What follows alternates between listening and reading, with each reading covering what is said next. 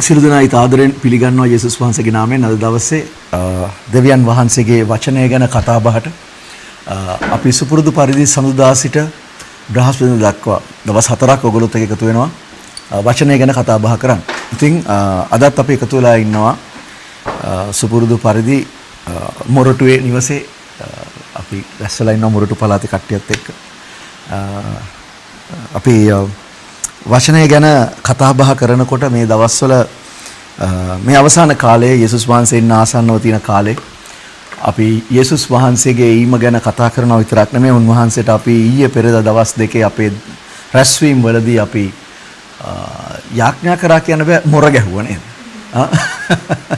අපි මොර ගැස්සුවා උන්වහන්සේට. මොකද අපිට කියලා තියෙනවා ඊශ්‍රායල් සෙනගට කිව්වා මොර ගහන්න. ඊශ්‍රායල් සෙනගට කිව්වා උන්වහන්සේට කතා කරන්න. ඒ වගේම එක තැනකදී යෙසාය පොතේ කියනවා උන්වහන්සේ පොරොන්දු වුණ දේ ඉෂ්ට කරන තුරු උන්වහන්සේට නිදා ගන්න දෙන්න එපා කියලා.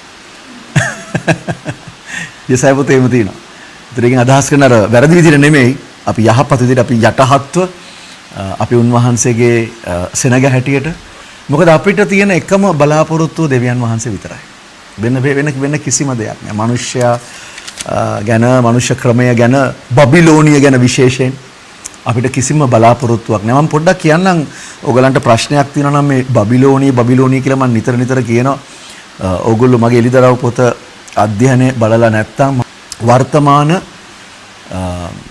ලෝකයේ තියෙන දේශපාලන ක්‍රමය ආර්ථිකම කියන්නේ ඕකේ දැන් හරි සමහරවිට බබිලෝනි ගැන කතා කරනකොට බබිලෝනි සිස්ටම් අපිට විරුද්ධ වෙනවා. හරිද මේ ලෝකේ බබිලෝනි සිස්ටම් එක ඇත්තට පටන් ගත්තේ බාබෙල් කොත තිබිච්ච තැන නිම්රොඩ් කියන මිනිස්සයා ලෝකයේ සෙනග එකමුතු කරලා එක්සත් කරලා හදපුවේ ටවර් එක නැත්තම් මහ කුළුණ ඒ වෙලාවේදී දෙවියන් වහන්සේ ඇවිල්ලා ඒකට විරුද්ධව ක්‍රියා කරලා එතන වියවුල් කරා. වියවුල් කරාම මොකද වුනේ? එතන භාෂාවන් තමයි වියවුල් කරේ.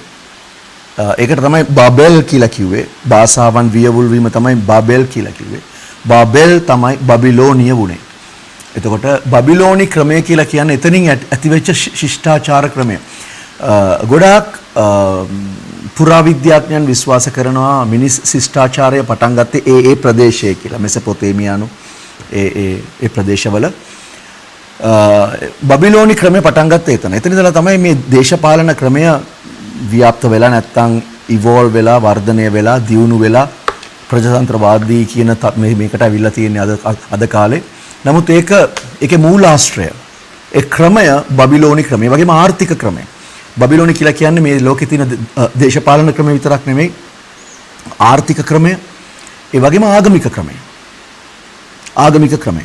ඒතර ආගමික ක්‍රමය කියන්නේ මිනිස්සු කට්ටියක් එකතු වෙලා උත්සාහ කරනවා ඒ අය විශ්වාස කරන දෙවි කෙනෙක් හෝ මොකක් හරි ක්‍රමයක් හෝ ධර්මයක් හෝ ඒකකින් පිහිටක් අරගන්නක තමයි ආගම කියලා කියන්නේ. දෙවි කෙනෙක්ගෙන් බලයකින් නැත්නම් මොකකින් හරි දෙයකින් පිහිටක් ඉල්ලීම තමයි ආගම කියලා කියන්නේ. සෙනගක් එකතු වෙලා. දැන් යේසුස් වහන්සේ ආවේ ආගමක් දෙන්න නෙමෙයි. යේසුස් වහන්සේ දෙන්නේ ආගමක් නෙමෙයි. යේසුස් වහන්සේ කතා කරන්නේ සම්බන්ධතාවයක් ගැන. මිනිස්සු එකතු වෙලා දෙවියන්ට ලං වෙන්න උත්සාහ කරනවා නෙමෙයි. දෙවියන් වහන්සේ මිනිස්සුම හොයාගෙන ආපු එක. වෙනස ඒකයි. හරි අනිත් ආගම් වලයි කිතුණු දහමේ නැත්නම් කිතුණු ක්‍රමය තුල යේසුස් වහන්සේගේ වෙනස අනිත් ආගම් ඔක්කොම සෙනගක් එකතු වෙලා දෙවියන්ට ලං වෙන්න උත්සාහ කරනවා. යා හැබැයි මෙතන දෙවියන් වහන්සේ මිනිස්සුව හොයාගෙන පොළොවට ආවා.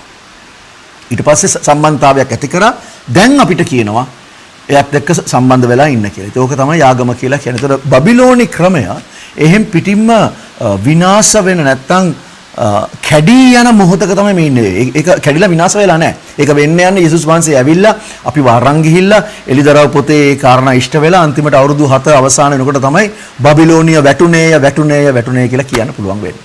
හරි. හැබැයි ඊට ඉස්සෙල්ලා කියනවා බබිලෝනියේ හිර වෙලා ඉන්න මාගේ සෙනගෙන එළියට එන්න කියලා. දෙවියන් වහන්සේ කතා කරලා කියනවා. බබිලෝනි එතකොට බබිලෝනි දේශපාලන ක්‍රමයේ හිර වෙලා ඉන්න අය, බබිලෝනි ආර්ථික ක්‍රමයේ හිර වෙලා ඉන්න අය, බබිලෝනි ආගම් ක්‍රමයේ හිර වෙලා ඉන්න අයට එළියට එන්න කියලා කියනවා. මම පොඩි අනාවැකියක් කියන්නම් මේ ලබන මාසේ 3 වෙනිදා ඔක්තෝබර් මාසේ 3 වෙනිදා විශේෂ දෙයක් වෙන්න යනවා. මම හිතුවා ඒක වෙන්න යන්නේ මේ මාසේ අන්තිම කියලා. නමුත් දැන් නිවුස් වල තියෙනවා ඒක ඔක්තෝබර් මාසේ 3 වෙනිදා කියලා.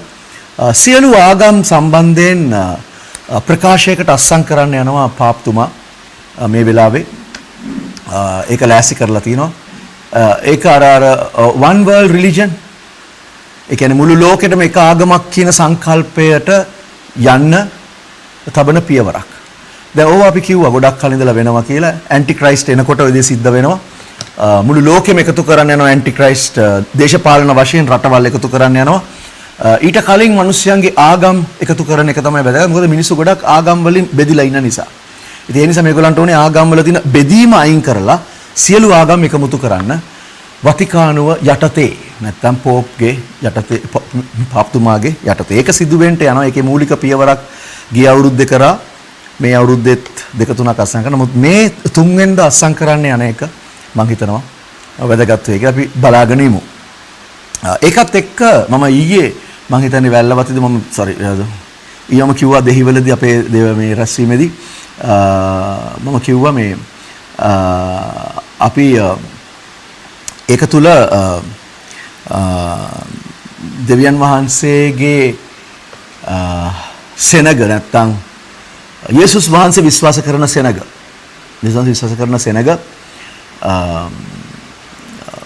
රවට්ටන පිණිස නැත්නම් සභාවන් ඇතුලේ මම මේ කතා කරන්නේ සම්ප්‍රදායික සභාවන් ගැන නෙමෙයි. මම කතා කරන්නේ සාමාන්‍ය අපි සුද්ධාත්මෙන් පූර්ණ වුණ අය ක්‍රියාත්මක වෙන නැත්නම් ඒගොල්ලෝ අදහන ඒගොල්ලෝ සහභාගී වෙන සම්ප්‍රදායික සභාවන් නැතුව සාමාන්‍ය කැරිස්මැටික් සභාවන් වල නායකයන් කීප දෙනෙක් ඒ පාප්තුමාගේ ප්‍රකාශයත් එක්ක එකඟ වෙලා මම හිතන්නේ ගොඩක් කිතුණු අයව රැවටීමකට ගෙනියන්න ක්‍රියා කරන මම කතා කරන්නේ ලෝකේ. එතකොට අපි එතෙන්දී පරිස්සම් වෙන්න ඕනේ. මම ඒ ගැන කතා කරන්නම් ඊට පස්සේ. හොඳයි. අද අපි කතා කරන්නේ ඒක ගැන නෙමෙයි. මම කතා කරන්න යන්නේ වෙන කාරණයක් ගැන. දෙක කොරින්ති පොතේ 4 වෙනි පරිච්ඡේදයේ පස්වෙනි පරිච්ඡේදයේ 2 කොරින්ති 5 මම කතා කරන්න යන කාරණේ මේකයි. මේ සියලු දේ වටා පිටාවේ හැම සිදුවෙන වෙලාවේදී මේ සියලු දේ අපේ අවට සිදුවෙන කොට මේ විදිහට අපි මොන වගේ හැසිරෙන්න ඕනේද? අපේ ක්‍රියාව මොන වගේ වෙන්න ඕනේද? හරි. අපි දෙවියන් වහන්සේගේ සෙනග හැටියට අපෙන් විය යුතු දේ තමයි මම මේ කතා කරන්න යන්නේ. මම දිගටම කතා කරමින් සිටියෙත් ඒ ගැනම තමයි. වැදගත් වෙන්නේ ඒකනේ. අපිට කියන්න පුළුවන් යේසුස් වහන්සේ එනවා කියන්න පුළුවන්, අර දේ වෙනවා කියන්න පුළුවන්, අන්න අතන අරක කරනවා කියන්න පුළුවන්, මේ ලකුණ වුණා කියන්න පුළුවන්, අර උල්කාපාතේ වැටුණා කියන්න පුළුවන්, මේ භූමිකම්පා වුණා කිය. ගොඩක් දේවල් අපිට කතා කරන්න පුළුවන්. නමුත් අපිට ප්‍රයෝජනයක් වෙන්නේ මොකක්ද? උන්වහන්සේ එනකොට අපි මොකක්ද කරමින් සිටින්න ඕනේ? නේද? වැදගත් වෙන්නේ ඒකයි. ඒක නිසා 2 කොරින්ති 5 9-10 අපි කියවමු. 2 කොරින්ති 5 වෙනි පරිච්ඡේදයේ 9 වෙනි පදයේ සිට ඒහින් උන්වහන්සේ වෙත සිටින නමුත් ඈත්ව සිටින නමුත් උන්වහන්සේට ප්‍රසන්න වූ තැනැත්තන් වීම අපේ අභිප්‍රාය කරගනිමු. මක්නිසාද එකිනෙකා තම තමාගේ ශරීරයේදී කළා වූ දේවල ඵල ඒ දේ යහපත් වුවත් අයහපත් වුවත් කළ දේවල හැටියට ලබන පිණිස අප සියල්ලෝම ක්‍රිස්තුස් වහන්සේගේ විනිශ්ශාසනයේ ඉදිරියේ ප්‍රකාශ වෙන්න ඕනෑය. දැන් මේ කතා කරන්නේ බීමා විනිශ්චය ගැන. මේ කතා කරන්නේ ක්‍රිස්තුස් වහන්සේගේ විනිශ්ශාසනය. මේ කතා කරන්නේ සුදු සිංහාසනයේ විනිශ්චය ගැන නෙමෙයි. ඔබ දන්නවා විනිශ්චයන් තියෙනවා දෙකක්. එකක් තමයි බීමා කියලා ඔය කියපු එක. ඒකෙන් අදහස් වෙන්නේ යේසුස් වහන්සේ විශ්වාස කරගෙන මිය ගිය සහ යේසුස් වහන්සේ විශ්වාස කරගෙන ජීවත් වෙන අය ඔසව ගන්න වෙලාවෙදි සහ ඊට පස්සේ යන අය සියලු දෙනා උන්වහන්සේ ඉස්සරහා හිට ගන්න වෙනවා. උන්වහන්සේගෙන් රිවෝඩ් එකක් ලබන පිණිස, උන්වහන්සේගෙන් විපාකයක් ලබන පිණිස කළ ක්‍රියානෝ. හරි. නමුත් සුදු සිංහාසනයේ විනිශ්චය කියලා එකක් තියෙනවා. ඒක තියෙන්නේ අවුරුදු 1000 පාලනයේට අවසානයේදී ඒ මහා විනිශ්චයක් මුළු ලෝකේ ඉපදිච්ච හැම මිනිස්සෙක්ම ඒගොල්ලන්ගේ ක්‍රියාව අනුව විනිශ්චය කරන්න යනවා. එතන ගොඩාක් වෙන්න යන්නේ වැළපීම, විලාපය, ගිනි බිලට අද දැමීම ගොඩක් අයව. එතකොට මේ කතා කරන්නේ බීමා. එහෙම නැත්නම් ක්‍රිස්තුස් වහන්සේ විශ්වාස කරන අය තම තමාගේ ශරීරයේ ඉඳද්දි කළ ක්‍රියාව අනුව ගණන් දෙන පිණිස උන්වහන්සේ ඉදිරියේ හිට ගන්න සිද්ධ වෙනවා. ඒතර ඒ කියන්නේ ඉස්සල්ලා මොකද කිව්වේ 9 වෙනි පදේ කියනවා අපි උන්වහන්සේ තුල සිට නැත්නම් උන්වහන්සේත් එක්ක හිටියත් උන්වහන්සේගෙන් ඈත්ව සිටියත් whether present or absent ඒ කියන්නේ උන්වහන්සේත් එක්ක හිටියත් උන්වහන්සේගෙන් ඈත්ව සිටියත් අපි අපේ ඉලක්කය කරගන්න එක දෙයක්. මොකද්ද? To be present සමාන to be well pleasing to him. උන්වහන්සේට ඊතා ප්‍රසන්න ලෙස ජීවත් වීම. දෙවියන් වහන්සේට ප්‍රසන්න ලෙස ජීවත් වීම. ඒක තමයි අපේ එකම අරමුණ වෙන්න ඕනේ. මේක කියන්නේ. කොහේ හිටියත් මොන දේ කළත් උන්වහන්සේට ප්‍රසන්න විව සිටීම. දැන් මේක කොහොම තියාගෙන අපි යන් 1 තෙසලෝනික දෙවනි පරිච්ඡේදයට. 1 තෙසලෝනික 2.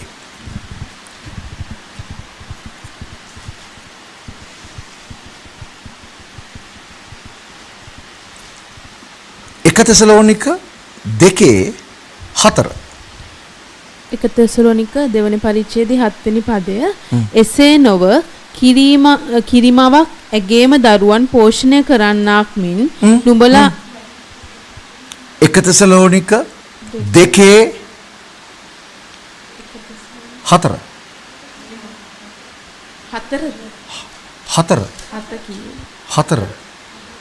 හතරවෙනි පදය නුමුත් සුභාරංශිය බාර ගැනීමට අපි සුදුසෝයයි දෙවියන් වහන්සේ අප ඒතුගත් ප්‍රකාරයටම මනුෂ්‍යයන් නොව අපේ සිත් විමසන දෙවියන් වහන්සේව සතුරු කරන ලෙස කතා කරමු. ආහා. මොකද්ද කියන්නේ අපි අපෝ කියන සිටේ? නුමුත් සුභාරංශිය බාර ගැනීමට අපි සුදුසෝයයි දෙවියන් වහන්සේ අප ඒතුගත් ප්‍රකාරයටම සුභාරංචිය අපෝ කියන සුභාරංශිය බාර ගැනීමට අපි සුදුසෝයයි දෙවියන් වහන්සේ අප ඒතුගත් ප්‍රකාරයටම.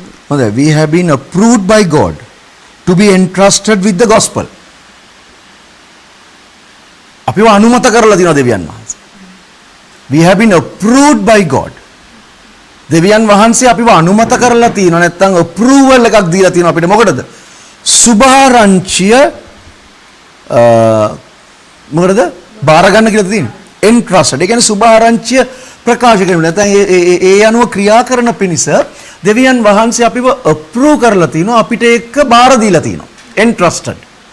හරි. ඒ ක්‍රියාව අපිට බාර දීලා තිනවා. ඒ ක්‍රියාව බාර දෙන්න තරම් උන්වහන්සේ අපිව විශ්වාස කරලා තිනවා. ඒ වගේම උන්වහන්සේ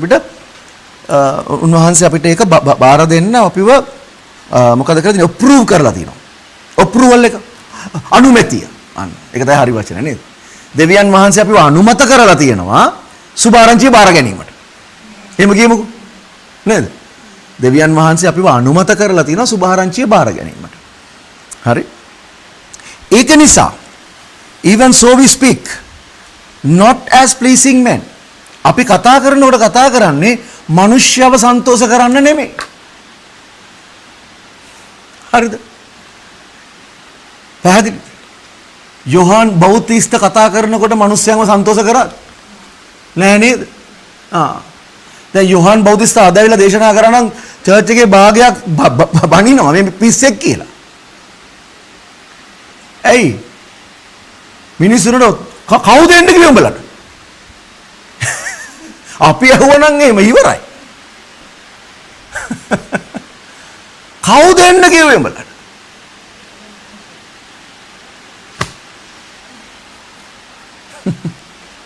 එහෙමද ආදරේද එතකොට? ප්‍රේමයේද? දෙවියන් වහන්සේව සන්තෝෂ කරනවා මිසක් මිනිස්යව සන්තෝෂ කරන්න එපා. මම එදා කරෙත් නෑ, අද කරන්නෙත් නෑ, ඊට කරන්නෙත් නෑ. ඇයි දන්නවද? එක දෙයයි කියන්න තියෙන දේ කියනවා, ගන්නවා නම් ගන්න, නැත්නම් යන්න එච්චරයි. කතා දෙකක් නෑ. ඒකට හේතුව වෙයි දන්නවද? මිනිස්සුව සන්තෝෂ කරන්න ෆ්ලැටරින් ගිහිල්ලා අයියෝ මේක මෙමය ඒ බටර් වැඩක් නැහැ. මොකද ඊට පස්සේ ඒක තමයි තියෙන්නේ. අපි කවදාවත් එහෙම බටර් වචන පාවිච්චි කරේ නැහැ. තියනව නේද? මොකද කි පොඩ්ඩක් කියවන්න. මක්නිසාද නුඹලා දන්නා හැටියට අප විසින් කිසි කලක ඉච්ඡා වචනවත් තණ්හාවේ උපායක්වත් ව්‍යවහාර කළේ නැත. ඔව් අනේ ළඟට ඇවිල්ලා අත ගගා මේ වගේ වැඩක් නැහැ. ඉච්ඡා වචන වැඩක් නැහැ. මිනිස්සුව සන්තෝෂ කරන්න වැඩක් නැහැ. කතා කරන්න තියෙන එක දෙයයි සුභාරංචිය. මොකද සුභාරංචිය? දැන් ගොස්පල් කොම ෆුල් ගොස්පල් එක. සුභාරංචියේ ගොඩක් අය කියනවා මෙහෙම. මම උගන්ලා දෙන සුභාරංචිය කියලා කියන්නේ ගැලවීමේ සුභාරංචිය. ඒකට දැන් ගැලවීමේ සුභාරංචිය කියන්නේ මොකද්ද? යේසුස් වහන්සේ තුල අපිට පව් සමාව තිබෙනවා. ඒ නිසා උන්වහන්සේ තුලට ආවම අපි පාපයට සමාව තියෙනවා. හරිද? හැබැයි ඊට පස්සේ එතනින් ඉවරද කතන්දරේ? ගොඩක් අය හිතන මෙහෙම දෙයක්. අද කාලේ මම මේ ඒ ලෙසන් එක මම කරන්න නෝ පස්සේ දැම්ම නෙමෙයි. අද කාලේ තියෙනවා ලොකු වැරදි ගැන මම මේ කතා කරන්න යන්නේ කවද්ද දන්නවද? අරක අස්සම් කරාට පස්සේ. තුන්වෙනි දෙනකම් බලන් ඉන්නේ. ඒ අස්සම් කරාට පස්සේ ඒකත් අරගෙන තමයි මම කතා කරන්න යන්නේ. වැරදි ගැන්වීම මොකක්ද කියලා. හරි. මොකද ඒක හරි යක්ෂයාගේ මේක ක්‍රියාවක්. හරි. ඇන්ටි ක්‍රයිස්ට්ගේ ක්‍රියාවක් වෙන්න යනවා. අද සභාවේ ඉන්න ගොඩාක් අය මම කතා කරන සභාව සම්ප්‍රදායික සභාවවත් වෙන සභාවක්වත් නෙමෙයි මේ අපි born again අනේ සභාව. හරි. charismatic ටික් ඒ සභාව. හරි. ඒ සභාව තමයි මම කතා කරන සභාව. ගොඩාක් අය අනාථ වෙන්න යනවා. මොකද සම්ප්‍රදායික සභාවල කොහොමද අනාථ වෙලා ඉවරයි. ඒගොල්ලෝ ගිහිල්ලා ඉවරයි. දැන් අපි කියන්නේ මේගොල්ලෝ තමයි ඉන්නේ කියලා සුද්ධාත්මෙන් පූර්ණලා ඉන්නවා කියලා. ඒගොල්ලෝ රැවටෙන්න යන හැටි මම පෙන්වන්න යනවා. රැවටිලා ඉන්න හැටි රැවටෙන්න යන හැටි ඉස්සරහට. හරි. මොකද මම කිව්වේ යුදෙව් අවුරුද්ද ගැන. පෙරේදැන් ආරම්භ වෙච්ච යුදෙව් අවුරුද්ද 5781. යුදෙව් අවුරුද්ද. හරි. ඒක තමයි යුදෙව් අවුරුද්ද. හරි. ක්‍රිස්තු වර්ෂනේ 2000 ගාන යුදෙව් අවුරුදු ක්‍රමයට යනවා 5781 අපි ඉන්නේ. දැන් ආරම්භ වුණේ. හරි. ඒකට අනුව ඒ අවුරුද්දට අනුව දෙවියන් වහන්සේගේ අනාවැකි වලට අනුව ගුණ සිදු වෙන්න යන කියලා තියෙනවා. ඒකේ මොකද දෙන්නේ? වෙන් කිරීමක් උන්වහන්සේ සිදු කරනවා. හරි. මම ඒක කතා කරන්න යන්නේ. ඒක මම නෙමෙයි දේශනා කරේ වෙන දේශකයෙක් දේශනා කරපු එකක්. මම ඊයේ පොඩ්ඩක් කිව්වා ඒ කතාව. හොඳයි. ඒක අදාළයි. මේ සිද්ධ වෙන්න යන කාරණය තමයි සිද්ධ වෙන එක තමයි අවසාන කාලයේ වැටි යෑමක් සිද්ධ වෙනවා. මොකද ගොඩක් අය හිතාගෙන ඉන්නවා ගැලවීම ලබනවා කියලා කියන්නේ නැත්නම් ස්වර්ගයට යනවා කියන්නේ හරිම ලේසි. ඇයි දන්නවද? යේසුස් වහන්සේ කොහොම දුක් විඳා අපිට පුදුම විදිහට ලේසි කරලා දුන්නා. මොකද ලේසිය? අපිට තියෙන ගිහිල්ලා අපේ පාපේ පිළි අරගෙන සමාවිල්ලලා යේසුස් වහන්සේගේ ලේවලින් හේදුනා. ඊට පස්සේ බෞතිස්ම වෙලා අපි එළියට ආවා. හරි ලේසි. හරිම ලේසි. ඉතින් ඕක වුණාට පස්සේ දැන් අපි බෞතිස්ම වුණා. ඊට පස්සේ අපි හැමදාම ඉරිදට යනවා සම්බන්ධකම මොකද්ද රැස්වීමකට සර්විස් එකට කියලා යනවා. ඉතින් අපි හරි. ඉතින් හරි අපි හරි දැන්. එහෙම තමයි හිතාගෙන ඉන්නේ. සමහර අය හිතනවා යේසුස් පිළිගත්තාම ඔක්කොම හරි කියලා. සමහර අය කියනවා නෑ එහෙම මදි බෞතිස්ම වෙන්නත් ඕනේ. සමහර අය ඉතින් බෞතිස්මත් වෙනවා. සමහර අය රැප්චර් වෙන්න බලාගෙන බෞතිස්ම වෙනවා දන්නවද? මගේ රැප්චර් වෙන්නේ නැහනේ බෞතිස්ම මම කෝ නෑ මම සමහර කට්ටිය බෞතිස්ම කරේ නෑ. ඇයි දන්නවද? ඒගොල්ලෝ ආවේ ඒකට. දැන් මේ කණ්ඩායමක් ඉන්න ඒගොල්ලෝ ගැන නෙමෙයි ඒගොල්ලෝ මේ පරක් වෙලා අපිට මේ ප්‍රැක්ටිකල් ඉෂුස් වගේක් නිසා මේ වෙලා තියෙනවා. නමුත් මම කතා කරන්නේ ගොඩක් ඉස්සර. පස්සෙන් ආව බැප්ටයිස් වෙනවා මම කෝ නෑ. මොකද හදවතේ කන්වික්ෂන් එක නැහැ. පාපයෙන් අයින් වෙන්න උවමනාවක් නැහැ. වැරද්ද හරි ගස්ස ගන්න උවමනාවක් නැහැ. හැබැයි රැප්චර් කරන්නේ බැප්ටිසම් නැත්තම්. ඉතින් බැප්ටයිස් වුණාම හරි කියලා නැහැ. බැප්ටයිස් වුණාම තමයි ජර්නි එක පටන් ගන්නෙ. ගමන පටන් ගන්නෙ. ඊට පස්සේ තියෙනවා ලොකෝ ජර්නි එකක්. ඒක හරි අමාරුයි. ඒක තමයි යේසුස් වහන්සේ කිව්වේ ජීවනයට යන මාර්ගය පටුයි දුෂ්කරයි. ඉතින් අච්චර බැප්ටයිසන් විතරක් නම් තියෙන්නේ. ඊට පස්සේ ලේබලින් හොද ඉන්නවා නම් ඉතින් ඕන් හරි මාර ලේසිනේ. හලෝ නේ හරි ලේසිනේ. ලේ තියෙනවා බවුසරයක් විතර.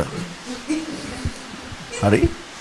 ඉතින් අපිට තියෙන්නේ පව් කර ලේවලින් හොද ආපහු පව් කර ලේවලින් හොද අපි ඉන්නවා. හා ඉතින් හරි ලේසිනේ ඕක. යේසුස් වහන්සේ මොකද කිව්වේ? දුෂ්කරයි කියලා.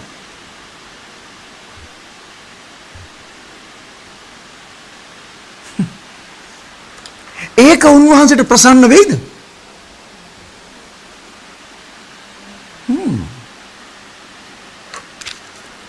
ඇයි නම් මේක කියන්නේ ප්‍රසන්නව ඉන්න ඕනේ කියලා.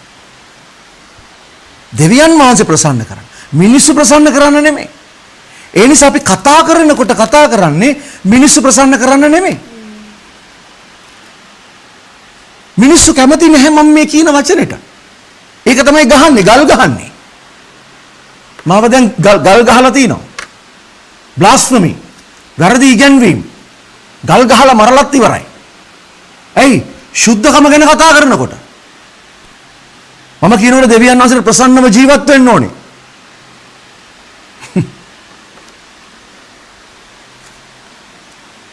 ඒක පස්සේ දවසක් කියනවා. දෙවියන් වහන්සේට ප්‍රසන්නව ජීවත් වීම. අපි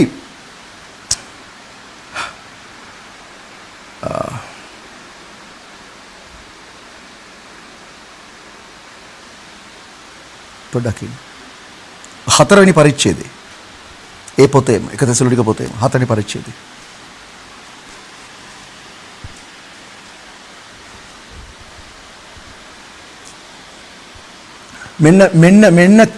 මෙන්න ප්‍රධාන දේ දෙවියන් වහන්සේගේ කැමැත්ත කිරීම තමයි උන්වහන්සේට ප්‍රසන්න. ඒක පිළිගන්න පුළුවන්ද අපිට?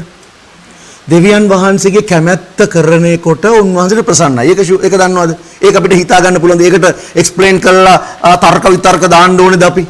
නෑ නේද? දෙවියන් වහන්සේට ප්‍රසන්නව අපි ජීවත් වෙනවා නම් එහෙනම් ඒක උන්වහන්සේට ප්‍රසන්නයි. දෙවියන්සේගේ කැමැත්ත අනුව ජීවත් වෙනවා නම් උන්වහන්සේට ප්‍රසන්නයි. හරි? 4 වෙනි පරිච්ඡේදයේ 3 වෙනි පදේ ඉඳලා 15ට කියවන්න. 1 තෙසලෝනික 4 වෙනි පරිච්ඡේදයේ 3 වෙනි පදයේ සිට දෙවියන් වහන්සේගේ කැමැත්ත නම් නුඹලා සුද්ධව සිටීමේ. පොඩ්ඩක් ඉන්න. ඔතනම නවත්තන්නකෝ පොඩ්ඩක්. දැන් මගේ පොඩි ප්‍රශ්නයක් තියෙනවා. බෞතිස්ම කරපලට පස්සේ අපි ඔක්කොම හරිනම් ඔහොම කියන්න ඕනේද පාවුලුතුමා සභාවට? ඒක කතා කරන්නේ අන්‍ය ජාතින්ට නෙමෙයි. ඔය කතා කරන්නේ සභාවට.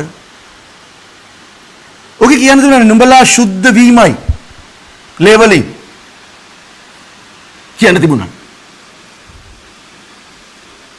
තව කියවන්නකෝ ඉස්සරහට. සුද්ධව සිටීමයි කියලා කියන්නේ. ඒ කියන්නේ අපි සුද්ධව කොහොමද ඉන්න ඕනේ? හැම වෙලාවෙම සුද්ධ ඉන්න ඕනේ. මෙහෙම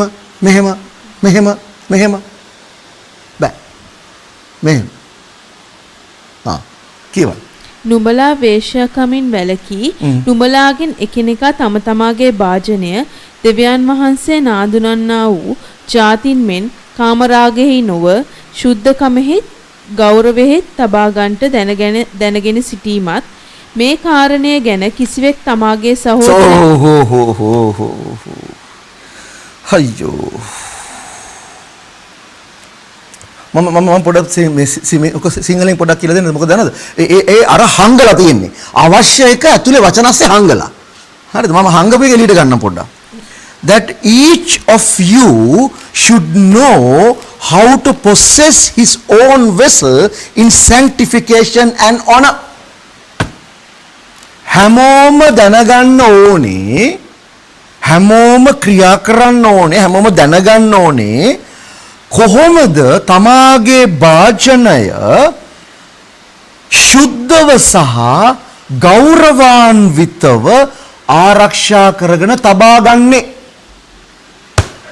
process භාජන කියේ මොනවාද? කුස්සියේ භාජනද? ඇතිලි වලන්ද? කෝප බිඳන්ද? නෑ, තමන්ගේ ශරීරේ, මගේ ජීවිතය හැමෝම දැනගන්න ඕනේ. each one should know. අන්න ඒකයි context එක. තේරුණාද? දැන් ඕක සමහර අයට මැජික්. නෑ ඒක වැඩක් නෑ ලේ තියනවනේ.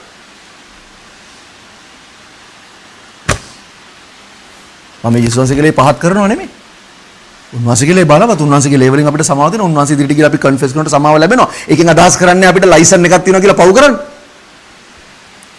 taken grace for granted. අපිට අනුග්‍රහය තියෙනවා තමයි. මොකද මේ අනුග්‍රහය කාලේ අපි ජීවත් වෙන නිසා. හැබැයි ඒක ලයිසන් එකක් නෙමෙයි අපිට වැරදි කර කර අපි ඉමු අපි හොදෝදද ඉමු අපි අපේ ගමන නැහැ. each one should know how to possess.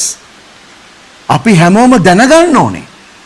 අපි එකිනෙකනාගේ භාජන සුද්ධව ආරක්ෂා කරගන්න. ආමෙන්.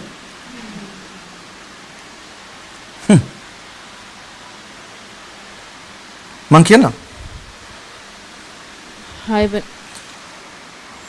4:1 කියවන්න ඉස්සලා. එක තෙසලෝනික 4 වෙනි පරිච්ඡේදයේ පළවෙනි පදය. ඉතින් සහෝදරයනි නුඹලා කොයි ආකාර හැසිර දෙවියන් වහන්සේ ප්‍රසන්න කරන්නට ඕනෑද කියා නුඹලා අපෙන් දැනගත් ලෙසද නුඹලා හැසිරෙන ලෙසද වඩා කරන මෙන් ස්වාමී යේසුස් වහන්සේ තුල අපි නුඹලාගෙන් ඉල්ලමින් අවවාද කරමු. දැන් ඉල්ලමින් අවවාද කරන්නේ මොනා කරන්න කියලාද?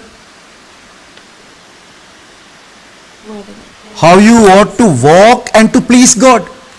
ඔබ ගමන් කරන මේ ජර්නි එකේ යන ගමන් කරමින් දෙවියන් වහන්සේව ප්‍රසන්න කරන්නේ කොහොමද කියන එක ගැන මම නුඹලට අවවාද දුන්නා.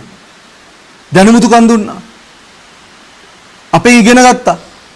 ඒතර පාවුලුතුමා මොනවද උගන්ලා තියෙන්නේ මේ සභාවට ගිහිල්ලා? ගේ හදා ගන්න හැටිද? කාර් එක ගන්න හැටිද?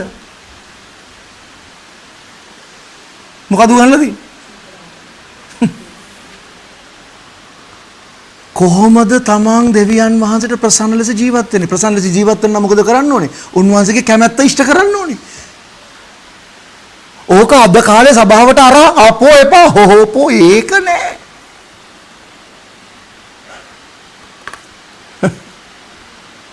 ඒක නෑ. මං එන්න මම මේ දාන්නේ මොකද අද අත්තිවරම දාන්නේ මේ සුමානේ මං කතා කරන්නේ නියෝග ගැන. මේ සුමානේ මං කතා කරන්නේ මේ ගැන. මොකද මහා රැවටීමකට එන්න එනවා. මහා රැවටීමකට එන්න එනවා. ඔක්තෝබර් මාසේ පළවෙනි සුමානේ මේ ලෝකෙට මේක එලිවෙන්ට යනවා.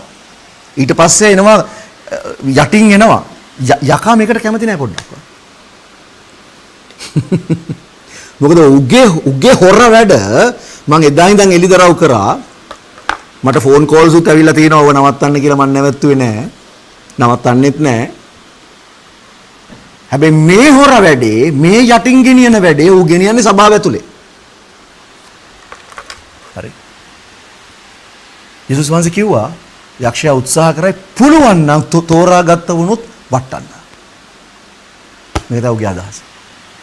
හරි.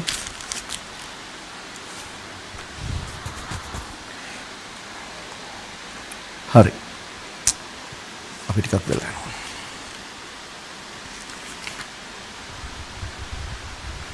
ශේබ්‍රු පොතේ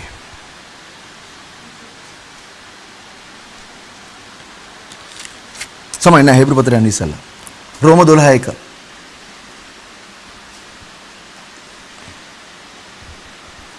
රෝම 12 මේකේ අපි කිව්වා දෙවියන් වහන්සේගේ කැමැත්ත මොකද්ද කියලා. ඒ කැමැත්ත නම් මොකද්ද? කැමැත්ත මොකද්ද? සුද්ධව සිටීම. අපි චුට්ටි එක පදයක් මිස් වුණා අතන 1 තෙසලෝනික 4:7 වෙනි පදේ. මට ඒක කියවලා උතන්ටම සමාවෙන්න. 1 තෙසලෝනික 4 වෙනි පරිච්ඡේදයේ 7 වෙනි පදය. දෙවියන් වහන්සේ අප කැඳෙව්වේ අපවිත්‍රකමට නොව සුද්ධකමටය. දෙපොඩක්. ඒකේ මොකද කියන්නේ?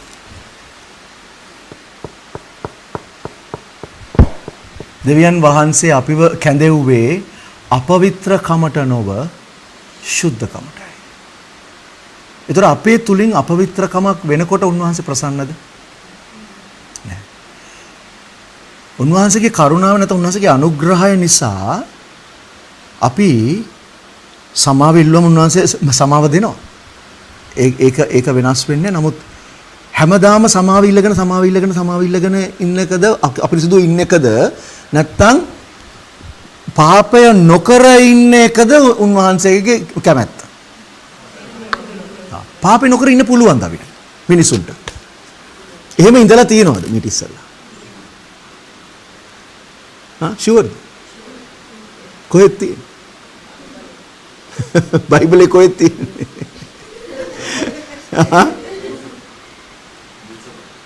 කොහෙද? මට ඇහෙන්නේ මුල් සභාව. 1 යොහාන් 3:9 කියව. අතන්ට යන්න ඉස්සෙල්ලා මට පෙන්වන්න එක දෙයක් තියෙනවා මම හිතනවා. මොකද ගොඩක් අය මේකට කැමති නැහැනේ. ඒගොල්ලෝ මොකද දන්නේ එක්ස්කියුස් එක දැන් මොකද දන්නවද? No one is perfect. කිසි කෙනෙක් සම්පූර්ණ නැහැ. ඒක යකාගේ කියමන. මම ආපහු කියනවා කිසි කෙනෙක් සම්පූර්ණ නැහැ කියන ප්‍රකාශය යකාගේ කියමනක්. මොකද යක්ෂයා දාලා දිනවා චර්ච් එක ඇතුළට අදහසක්. මොකද්ද? ඔයාලට සම්පූර්ණ වෙන්න බෑ. ඔයාලට සම්පූර්ණ වෙන්න බෑ. ඇයි? යේසුස් වහන්සේ කිව්වා සම්පූර්ණ වෙන්න පුළුවන් කියලා. යේසුස් වහන්සේ කිව්වා නුඹලාගේ ස්වර්ගික පියාණන් සම්පූර්ණව සිටින්නාක් මෙන් නුඹලාත් සම්පූර්ණව සිටපල්ලා. ඒක යේසුස් වහන්සේගේ ප්‍රකාශය. යකා කියනවට සම්පූර්ණ වෙන්න බෑ. චර්ච් එකද වැඩි හරියක් මොකද කතා කරන්නේ? No one is perfect. කවුරු සම්පූර්ණ නැහැ නේ. වැරද්දක් කරපු ගමන් ඒක එක්ස්කියුස් එක. තමන්ගේ අතින් වැරද්දක් වෙච්ච ගමන් මොකද වෙන්නේ? ඒක සාධාරණකරණීය කරගන්න කියනවා මොකද්ද? No one is perfect. මම දන්නවා රිදෙනවා කියලා කට්ටියට. මම දන්නවා ඉන්ටර්නෙට් එකේ දැන් මට මේ මම මෙහෙම අරගෙන යන මම මෙහෙම දැම්ම කියලා උඩට යන්නෙත් නැහැ. කියන්න තියෙන දේ කියනවා මූණට. ගන්න නම් ගන්න නැත්තම් යන්න. මොකද මේ කාලේ හොරතල් කරන කාලේ නෙමෙයි.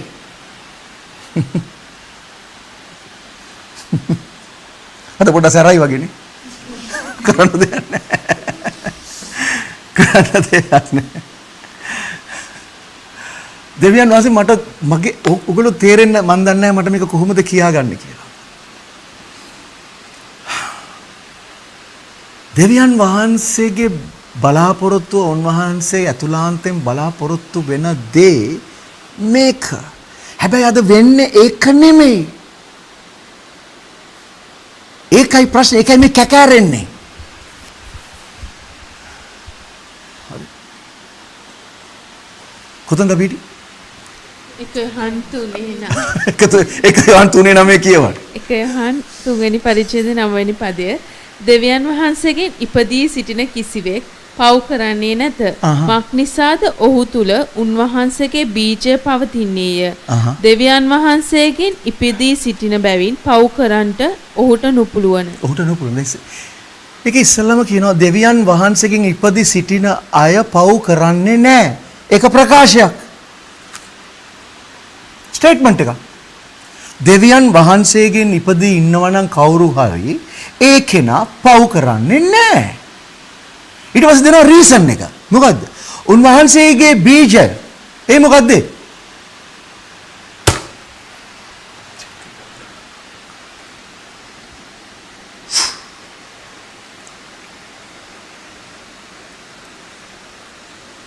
බීජය කියන්නේ මොකද්ද?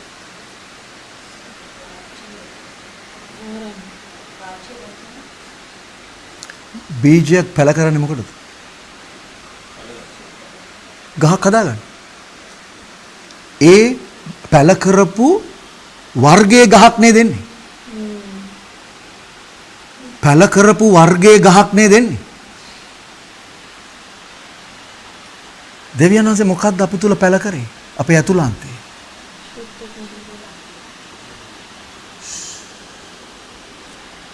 ශුද්ධාත්මයන් වහන්සේ වේවලා මොකද්ද පැල කරේ? ක්‍රිස්තුස් වහන්සේගේ ස්වභාවය අප තුල පැල කරලා තියෙනවා. ඒ ගහ වැඩෙන්න ඕනේ. ඒ ගහ වැඩිලා ඒ ගහ පළ දරන්න ඕනේ. ගහ දනගන්නේ පළ වලින්. ඒ පැලේ ඒ බීජය වර්ධනය වෙනකොට තමයි අපි වර්ධනය වෙනවා කියලා කියන්නේ. මොකද්ද? අපි මාංශය වර්ධනය වෙනවා නෙමෙයි. බුද්ධිය ඔළුව පුරව ගන්නවා නෙමෙයි බයිබලෙන්. මේ ඇතුලේ පැල කරපු බීජයට පැලවෙන්න ඉඩ දීලා ඒක මහා ගහක් වෙන්න ඉඩ අරනවා. දේව රාජ්‍ය කියලා කිව්වේ මොකද්ද? මස්ටඩ් සීඩ් කුඩාම බීජයක් වුණත් ඒක වැඩුණාම මොකද වෙන්නේ? මහා ගහක් වෙනවා කියලා කිව්වා. දේව රාජ්‍ය සමාන කරේ ඒකට. දේව රාජ්‍ය කොහෙද තියෙන්නේ? අපේ ඇතුලේ. යෝහානගේ කතාව තමයි කියන්නේ. අපේ ඇතුළාන්තයේ පැල කරලා තියෙන දේව රාජ්‍ය සීඩ් එක. යේසුස් වහන්සේගේ ස්වභාවය කොටිම කියනවා. ඒක වර්ධනය වෙන්න දෙන්න ඕනේ. ඒක තමයි රීසන්, ඒක තමයි හේතුව. අර උඩින් කියපු ප්‍රකාශය මොකද කරේ ප්‍රකාශය? දෙවියන් වහන්සේගෙන් නිපද සිටින්නා පව් කරන්නේ නැත. ස්ටේට්මන්ට්. පීරියඩ්. එච්චරයි. කොහොමද ඒක වෙන්නේ කියන එක තමයි ඊළඟට කියන්නේ. දෙවියන් වහන්සේගේ බීජය ඔහු තුල පවතින නිසා ඔහුට පව් කරන්න බෑ. ඇයි දන්නවද? මම කියන කෙනා මැරිලා මෙන්න අලුත් ස්වභාවයක් පැලවෙනවා. ඒ ස්වභාවයට පව් කරන්න පුළුවන්ද? බෑ. ඒකනේ කියන්නේ. ඕක තේරෙන්නේ නැහැ මිනිස්සුන්ට. මට මේ කතා කරන වෙලාවෙදී වෙනස එළිදරව් කරේ. දැනගෙන හිටියේ නැහැ මමත් ඒක. මේ වෙලාවේ මේ මොහොතේ සීඩ් එක ගියා.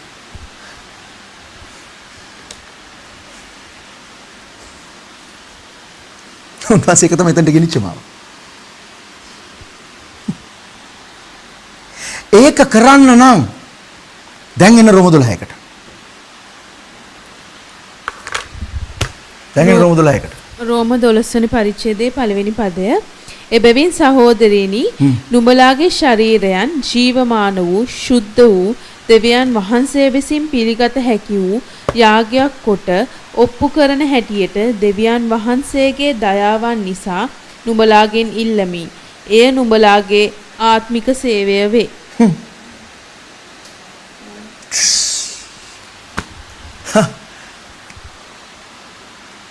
නුඹලාගේ ශරීරයන් දේව රාජ්‍යය අපේ ප්‍රාණය තුළ අපේ ඇතුළාන්තේ තියෙනකොට ඒ දේව රාජ්‍යයේ ස්වභාවය ප්‍රකාශ වෙන්න ඕනේ මොකෙන්ද? අපේ ප්‍රාණය මොකද ආත්මය ප්‍රාණය ශරීරය කියලා තියෙනවනේ තුනක් නේ. දේව රාජ්‍ය පැලවෙන්නේ අපේ ඇතුළාන්තේ. ආත්මය තුල පැලවෙලා ඒක සෝල් එකට ගිහිල්ලා එනවා. නමුත් ඒකේ ලක්ෂණ එළියට ප්‍රකාශ වෙන්නේ කොහොමද? ශරීරය. ඒතර මගේ ඇතුළාන්තයේ දේව රාජ්‍ය වර්ධනය වෙනකොට ගහ පැලවෙනකොට සීඩ් එක පැලවෙලා තියෙනවා. ඒකට අපි වතුර දානවා. හරිද? වතුර දාලා මොකද කරන්නේ? මේක දැන් පැලවෙනවා. වර්ධනය වෙනවා. වර්ධනය වෙලා ඵල එනකොට කොහොමද එන්නේ එළියට? ශරීරය. ශරීරය අපි අල්ලගෙන හිටියොත් අපේ මනසෙන් ඒව එළියට එයිද? නෑ. ඒ නිසා ශරීරය ජීවමාන යාගයක් කොට ඔප්පු කරා. ඒක සුද්ධ වෙන්න ඕනේ. ඒක දෙවියන් වහන්සේට ප්‍රසන්න වෙන්න ඕනේ. පිළිගත හැකි. හරියට ආබේල්ගේ පූජාව වගේ වෙන්න ඕනේ. කායිනුත් පූජාවක් කරානේ. කායින් තමයි ඉස්සලම් පූජාව කරේ. කායින් පූජාවක් කළා. හැබැයි ඒක ප්‍රසන්න වුණේ නැහැ. ඇයි ඒ? දෙවියන් වහන්සේට ඕන දේ නෙමෙයි දුන්නේ. පූජාවක් දුන්නා. එයාට ඕන දේ නෙමෙයි. එයාට ඕන දේ නෙමෙයි. එයාට ප්‍රසන්න විදිහට නෙමෙයි දුන්නේ. හැබැයි ආබෙල් දුන්නේ මොකද්ද? දෙවියන් වහන්සේට ප්‍රසන්න. කැලලක් නැති, රැල්ලක් නැති, පළුද්දක් නැති. පූජාවක් ඔප්පු කරා. ඒක දෙවියන් වහන්සේ ඉදිරියේ ප්‍රසන්න වුණා. දෙවියන් වහන්සේ ඒ පූජාව පිළිගත්තා. දෙවියන් වහන්සේ ප්‍රසන්න කරනවා කියන්නේ මේ එක ඉදිරියට එක එක්කෙනා කියන විදිහට සෝබන දාගන්න කෙනෙක් නෙමෙයි. දෙවියන් වහන්සේ ප්‍රසන්න කරනවා කියන්නේ උන්වහන්සේගේ කැමැත්ත ඉෂ්ට කරන එක, සුද්ධව සිටින එක. මොකද උන්වහන්සේගේ කැමැත්ත නම් අපි සුද්ධව සිටීමයි. මොකද අපිව කැඳවලා තියෙන්නේ අපිරිසුදුකමට නොවේ, සුද්ධකමට. ඒ නිසා තමයි උන්වහන්සේගේ සීඩ් එක අප තුල පැල කරේ. ඒ සීඩ් එක, ඒ බීජය වර්ධනය වෙලා ගහක් වෙලා එළියට එනකොට ඵල දරනවා. ඒවා ප්‍රකාශ වෙනවා කොහොමද? අපේ ශරීරයේ ක්‍රියාවලින්. අපි හැසිරෙනකොට, අපි කතා කරනකොට, අපි බලනකොට, අපි අහනකොට අපේ ආකල්ප වලින් අපේ හැසිරීමෙන් අපි ගමන් කරනකොට ඒක ප්‍රකාශ වෙනවා.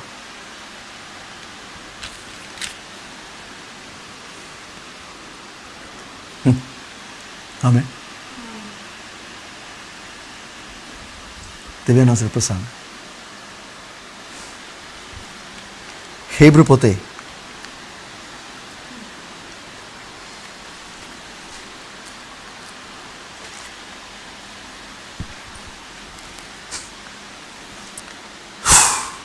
අපි ඔක්කොම රැප්චර් එකට බලන් ඉන්නව නේද?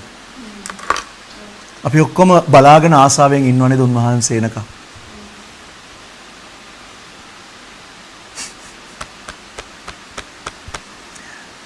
ඒ රැප්චර් එකට නැත්තම් ඔසවා ගැනීමට උන්වහන්සේ දුන්නා අපිට පොඩි ඉඟියක්.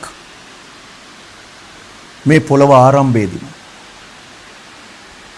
මම මෙහෙම අහන්නද? කවුද මේ ලෝකෙ ඉස්සල්ලාම රැප්චර් වෙච්ච එක්කෙනා? ඒනොක්. ඒනොක්ට තිබුණා එක සුදුසුකමක් රැප්චර් වෙන්න.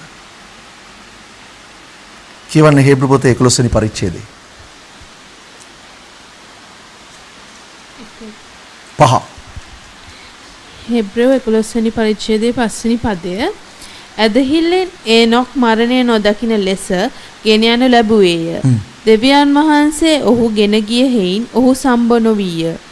ඔහුගේ ගෙන යාමට ප්‍රථම ඔහු දෙවියන් වහන්සේව ප්‍රසන්න කළ බවට සාක්ෂි ලැබුවේය.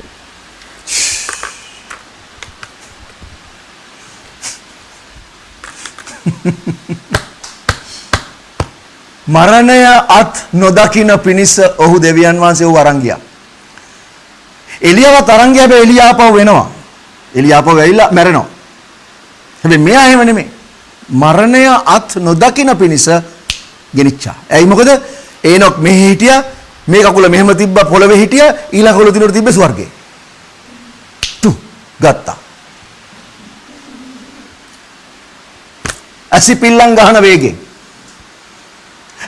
මේ ඇසිපිල්ලම් ගහන වේගය දන්නවද කීයද කියලා? තප්පරෙන් 10න් 3යි. එකයිද? තප්පරෙන් 10න් එක. එච්චර වේගෙන්. මේ කකුල පොළවේ ඊළඟ කකුල ස්වර්ගේ. ටින්. රැප්චර් කියන්නේ ඒක. මොකද්ද සුදුසුකම? ආපහු කියවන සිස්ටර් එක. ඇදහිල්ලෙන් ඒනොක් මරණය නොදකින ලෙස ගෙන යනු ලැබුවේය. දෙවියන් වහන්සේ ඔහු ගෙන ගිය හේයින් ඔහු සම්බ නොවිය. ඔහුගේ ගෙන යාමට ප්‍රථම ඔහු දෙවියන් වහන්සේව ප්‍රසන්න කළ බවට සාක්ෂි ලැබුවේ. සාක්ෂි ලැබුණේ.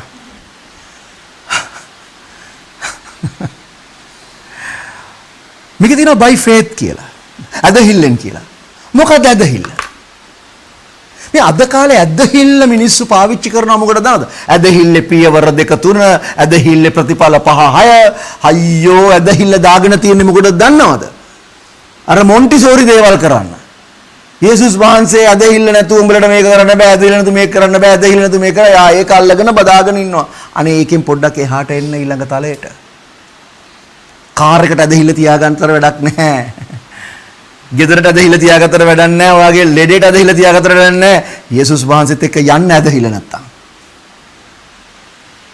ඒනොක් දෙවියන් වහන්සේව සන්තෝෂ කරේ කොහොමද දන්නවද? ඇදහිල්ල. මොකද ඒනොක්ට බයිබලේ තිබුණේ නැහැ. හලෝ.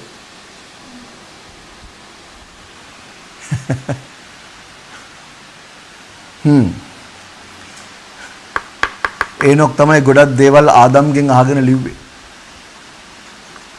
දැන් ඒනොක් ජීවත් වුණාට ආදම් ජීවත් වුණා.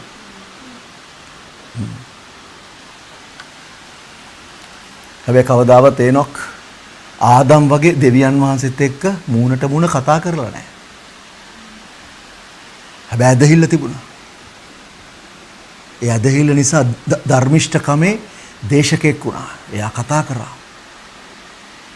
දෙවියන් වහන්සේට ඒක සන්තෝෂ වුණා. උන්වහන්සේට ප්‍රසන්න වුණා.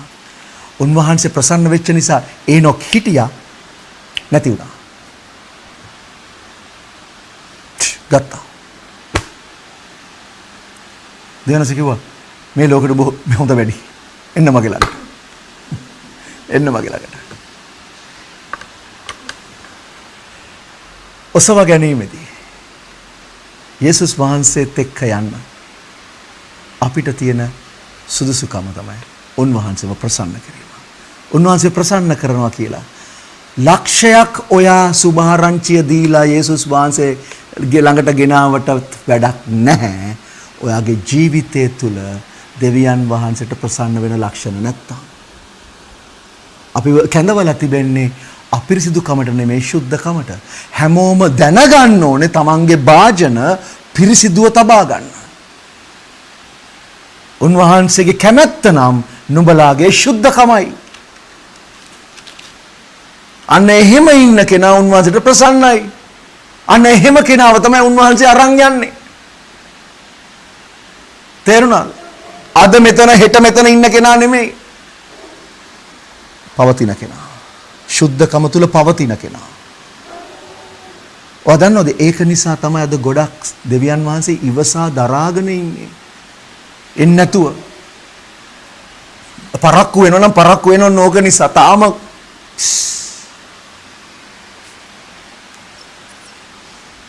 උන්වහන්සේට තියෙනවා ගාණක්. අපි දන්නේ නැහැ ගාණ. උන්වහන්සේට තියෙනවා ගාණක්. ගණන සම්පූර්ණ වෙනතුරු. උන්වහන්සේ බලන් ඉන්නවා. උන්වහන්සේ බලන් ඉන්නවා. ඉවසා දරාගෙන බලන් ඉන්නවා. සමහර විට ඒවා වෙන්න පුළුවන්. සමහර විට ඔයා එතනට නිකන් වෙන්නේ උන්වහන්සේ බලන් ඉන්නේ. මම දන්නේ නැහැ. මම දන්නේ නැහැ. හැබැයි එක දවසක් එනවා. ඔයා හැරුන්නේ නැත්තම් උන්වහන්සේ ගන්නවා. ඒ නිසා ප්‍රමාද වෙන්න එපා.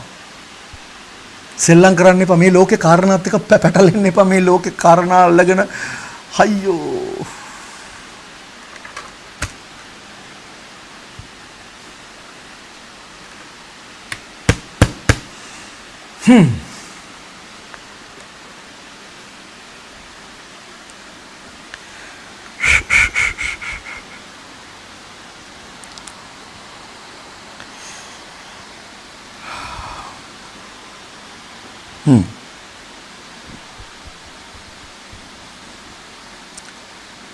හිබ්‍රු 10 අපි අවසන් කරන්න ලියමු. කියමු මේක.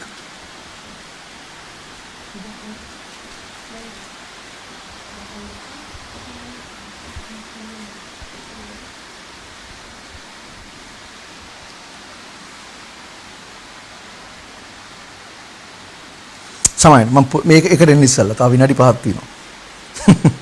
හිබ්‍රු 10 කියවන්න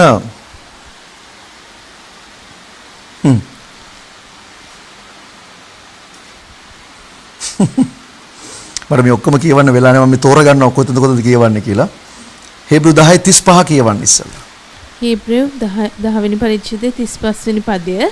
එබැවින් මහත් විපාකයක් ඇත්තා වූ නුඹලාගේ නිසකකම අත්නාරිල්ලා. මොකද කියන්නේ? මහත් විපාකය රිවෝඩ් එකක් තියෙන නුඹලාගේ ස්ථිරභාවය අත්තර ගන්න එපා. හරිද?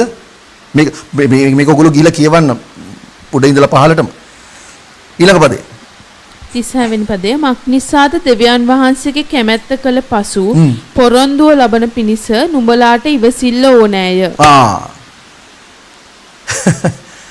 නුඹලා කැමැත්ත කරාට පස්සේ කැමැත්ත කරපු ගමන් ඩොංගාල යන්නේ නැහැ. ඉවසීමකුත් තියෙනවා. ඇයි ඒ? ඇයි ඒ? ඔයා ආවට තව කට්ටියක් එන්න ඉන්නවා. ඒගොල්ලෝ එනකන් ඔයා ඉවසගෙන ඉන්න ඕනේ. endurance. ඇයි ඒ? මගේ සහෝදරයට මං ආදරේ නිසා. ඒකත් උන්වහන්සේට ප්‍රසන්නයි. අපිට කියනවා ස්වාමීනි ඒගොල්ලන් හඳුන කමන්නේ මාව අරන් යන මහා ඒ උන් ඕනේ නැහැ කියලා කියන්න පුළුවන්ද? ඒක උන්වහන්සේට ප්‍රසන්න නැහැ.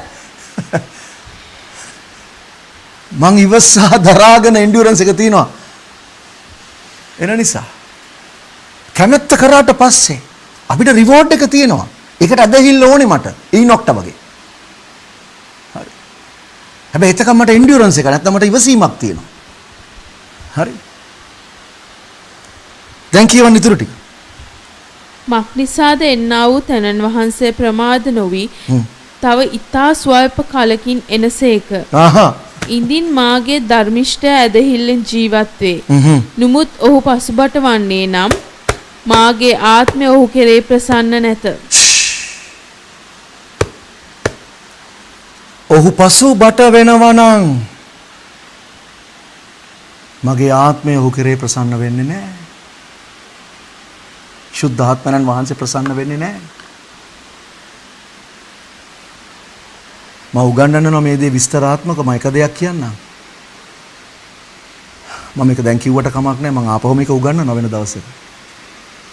මේ කාලේ අවසාන කාලේ බොහෝ දෙනෙක් යක්ෂයන්ගේ ඉගැන්වීමත් රැවටිලි කාර්කමේ ආත්මයටත් හසුව ඇදහිල්ලෙන් වැටී යනවා ඇතැයි ආත්මයන්න් වහන්සේ පැහැදිලි ලෙස කියනසේක.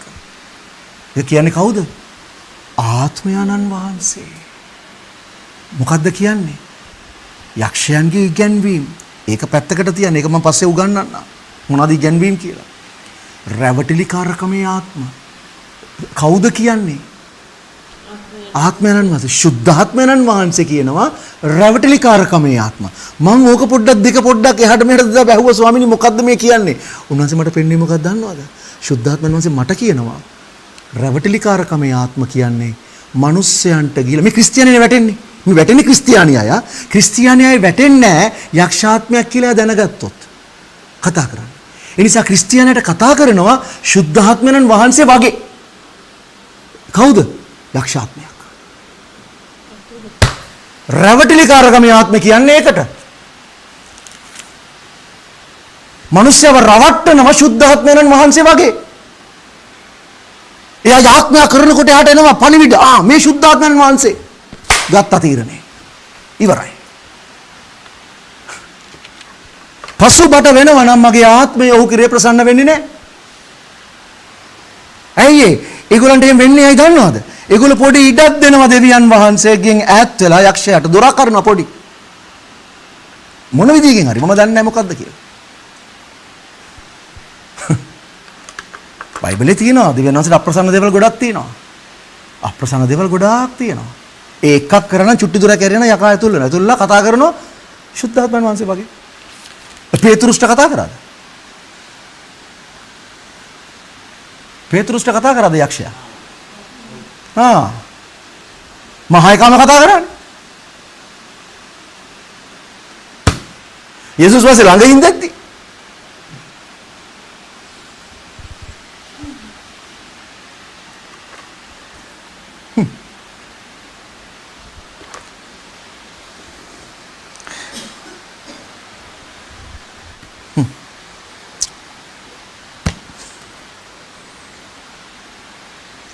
එනිසා දෙහිලා නැති කරගන්න එපා.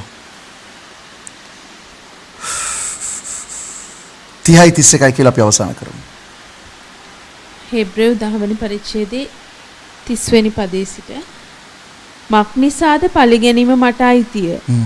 මම්ම ප්‍රතිඵල දෙන්නෙමි කියාද ස්වාමින් වහන්සේ තමන්ගේ සෙනක විනිශ්චය කරන සේක කියාද කී තැනන් වහන්සේ අපි දනිමුව. හොඳයි පොඩ්ඩක් ඉන්න. උන්වහන්සේ විනිශ්චය කරන්නේ කාවද උතන? ඕකේ විදියට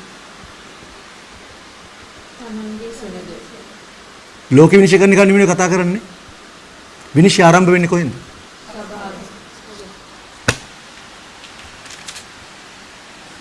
දැන් ඊළඟ පදේ කියවන්න. 31 වෙනි පදය ජීවමාන වූ දෙවියන් වහන්සේගේ අත්වලට හසු වීම භයානක දෙයක්ය. ජීවමාන දෙවියන් වහන්සේගේ හස්තයට හසු වීම භයානක දෙයක්. වෙලා තින්නේ මොකක්ද නේද? සභාව. මම කතා කරන සභාව මේ ට්‍රැඩිෂනල් නෙමෙයි. මම කතා කරන්නේ මේ අපේ පෙන්ටිකොස්ටල් කැරිස්මැටික් සභාව. දේව බිය කියන එක ගිහිල්ලා. දේව බිය තියෙනවා ට්‍රැඩිෂනල් සභාවල්.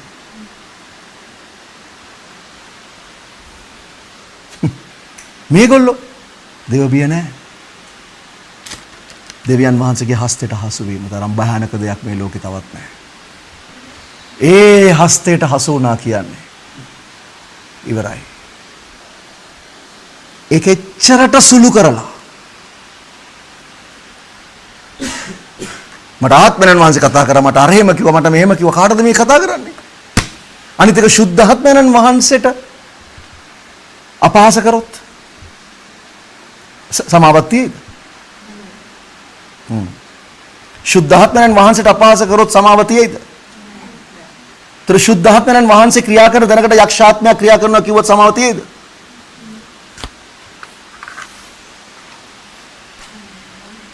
භයානක දෙයක්. භයානක. සුද්ධ කමට කතා කරනකොට අපිට මොකදද කියන්නේ? යකෙක් ඉන්නවා.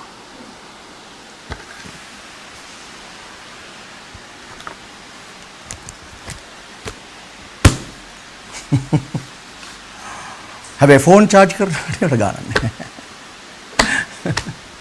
සුද්ධකම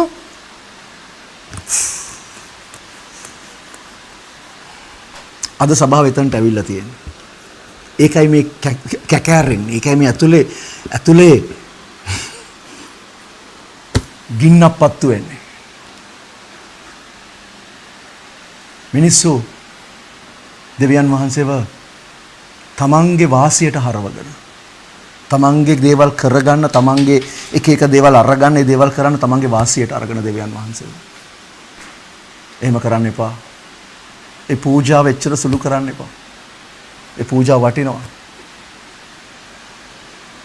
පූජාව මුළු ලෝකෙම සෙනගක් වෙනුවෙන් උන්වහන්සේ කරපු පූජාවක්. ඒක මේ ගෙදරකට බිස්නස් එකකට වාහනයකට දාගන්න එපා. ඒක ඊටදී වටිනවා. තමන්ගේ සුඛ විහරණයට ඒක ගන්න එපා. ඒක ඊටදී වටිනවා. precious blood. අපි ආඥා කරමු. හලෙලූයා. ස්වාමිනී අපි ඔබ වහන්සේ ඉදිරියට ඇවිල්ලා ස්වාමිනී මේ වෙලාවේ අපි යටහත්ව කියනවා ස්වාමිනී අපි සෑම කෙනෙක්ම මේ පණිවිඩය අසන අපි හැමෝටම ස්වාමිනී ඔබ වහන්සේ කෙරෙහි දේව බිය ඇති කරන්න කියලා ස්වාමිනී. සර්වබලධාරී වූ දෙවියන් වහන්සේගේ හස්තයට හසුවීම භයානක දෙයක් කියන එක. ඒකේ තියෙන භයානකකම ඒකේ තියෙන වැදගත්කම ඒකේ තියෙන සීරියස්නස් එක පෙන්වන්න ස්වාමිනී. දෙවියන්නනි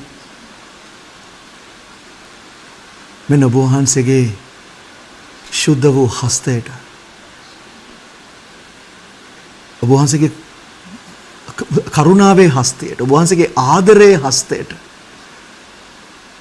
ස්වාමිනී අපි බාර වෙනවා.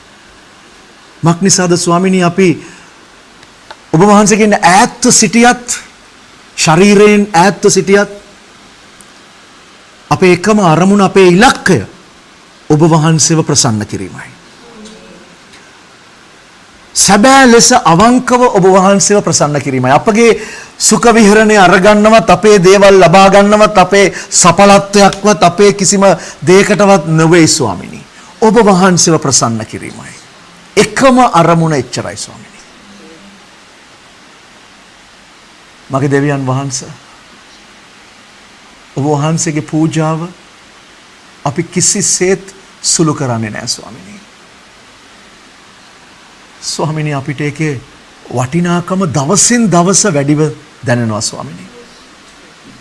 එදාට වඩා අද අපිට වැඩිව දැනෙනවා ස්වාමිනී. එනිසා ස්වාමිනී මෙන්න අපි කුරුසේ පාමුල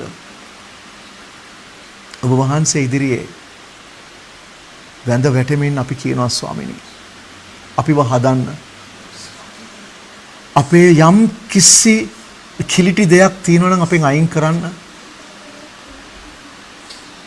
ස්වාමිනී ඔබ වහන්සේගේ ඒ දේව රාජ්‍යයේ බීජය ඒ සීඩ් එක වර්ධනය වෙන්න දෙන්න ස්වාමිනී මහා ගහක් වගේ මම කියන කෙනා සම්පූර්ණ මැරිලා ඒ ගහ සම්පූර්ණ වර්ධනය වෙලා ඒ ගහේ ඵල අන් අයට දකින්න සලස්වන්න ස්වාමිනී ප්‍රකාශ වෙන්න සලස්වන්න. මේ ශරීරය ජීවමාන යාගයක් කොට ඔප්පු කරලා ස්වාමිනී ඔබ වහන්සේට සුද්ධ වූ ප්‍රසන්න වූ යාගයක් කොට ඔප්පු කරන්න මෙන්න අපි පොරොන්දු වුණා අපි කළා ස්වාමීනි අපි ඒක දිගටම පවත්වාගෙන යන නැවත ඒ දීපු ඔෆරින් එක ඒ දීපු පූජාව නැවත අරගන්නේ නැහැ ස්වාමීනි අපි ඔබ වහන්සේ ඉදිරියේ ඒක දුන්නා ඒ පූජාව කළා ස්වාමීනි මෙන්න අපි මේ පූජාව අපව ගන්නෙ නැහැ මොකද අපිට අපිව අයිති නැහැ ස්වාමීනි අපිව ඔබ වහන්සේ මිලදී ගත්තා ඒ ඔබ වහන්සේගේ වටිනා ලේවලින් ස්වාමීනි මෙන්න ස්වාමීනි අපිව ගොඩනගන්න ඔබ වහන්සේගේ ස්වරූපයට හදන්න ස්වාමීනි.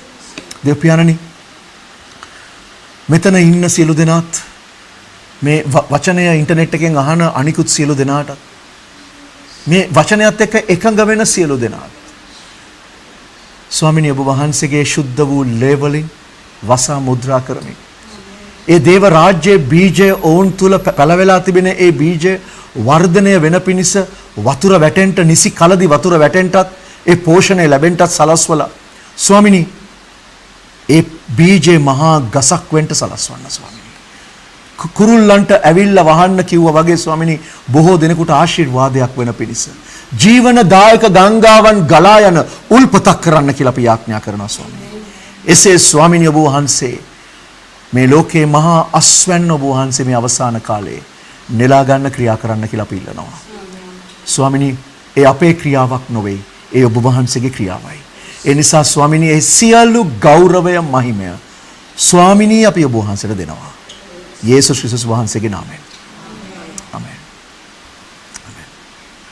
යේසුස් පිටේ සියලු දෙනාට අපි නැවත හෙටත් මුණ ගැසෙනවා දෙවියන් වහන්සේගේ වචනය ගැන කතා බහයි. ආමෙන්.